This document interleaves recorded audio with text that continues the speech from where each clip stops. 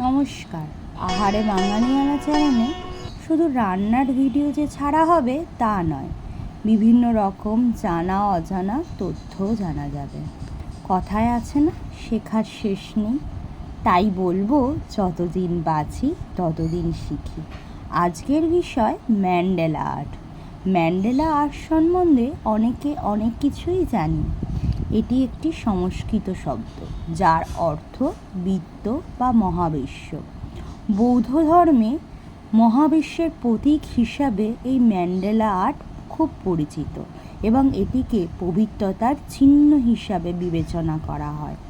আজকাল ধর্মীয় কারণে নয়, সাধারণ মানুষ নিজেদের মানসিক প্রশান্তির জন্য এই ম্যান্ডেলা আর্ট আঁকেন, রং করেন। এতে মানসিক চাপ কমে, মনোযোগ বাড়ায় ও সৃজনশীলতার বিকাশ ঘটায়।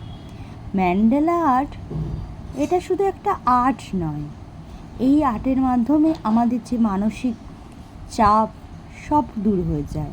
ধন্যবাদ।